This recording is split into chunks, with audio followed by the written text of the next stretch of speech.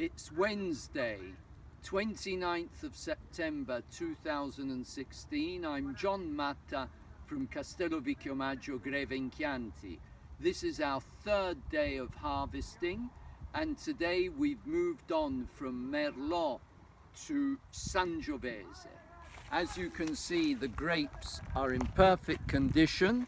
This comes from our highest altitude vineyard, which is at 280 meters above sea level, just under 900 feet.